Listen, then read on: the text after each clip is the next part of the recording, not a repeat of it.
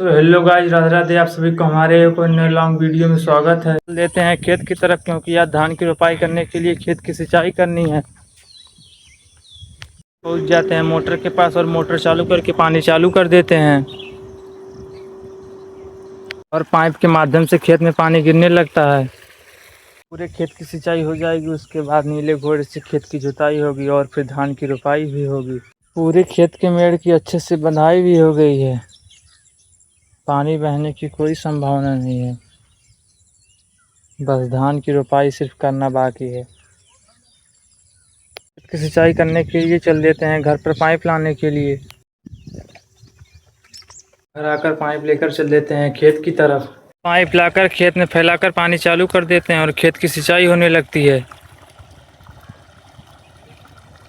सिंचाई हो रही तब तक हम चल देते हैं घर की तरफ, क्योंकि भूख लगी है खाना खाने के लिए। घर आकर तुरंत खाना खा लेते हैं। उसके बाद नीले घोड़े में कल्टीवेटर फाड़ जेट कर हेंगा रख देते हैं और पापा से लेकर चल देते हैं खेत की जुताई करने के लिए।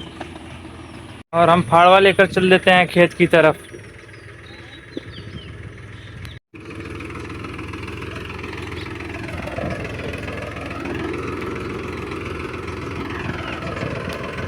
ले आ जाते हैं खेत में और खेत में पानी पूरा हो गया। उसके बाद पापा से खेत की जुताई करने लगते हैं।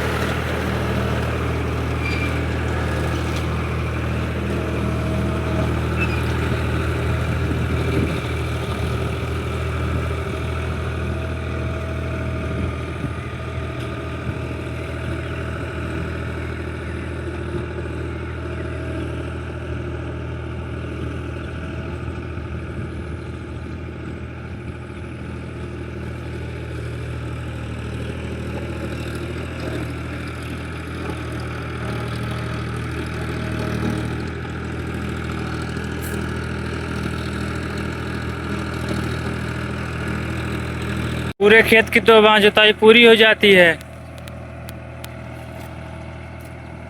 सब हेंगा जेट कर हेंगाई करवानी है। हेंगा जेट कर खेत की हेंगाई भी करवा देते हैं।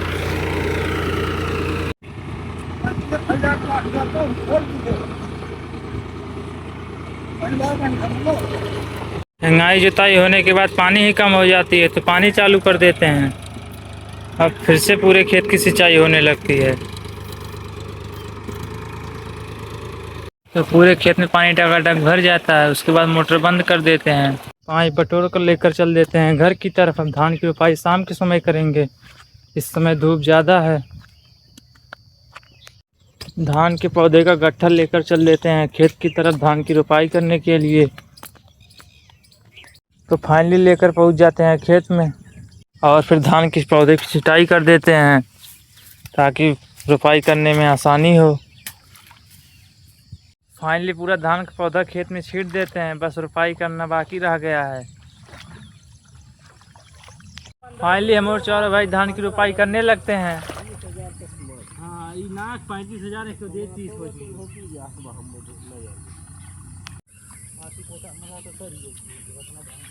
फाइनली 2 घंटे के बाद ये तसला लेकर चल देते हैं घर की तरफ। बस आज का ब्लॉग यहीं तक। और इस खेत का काम पूरे के बाद ये तसला लेकर चल देते हैं घर की तरफ। बस आज का ब्लॉग यहीं तक।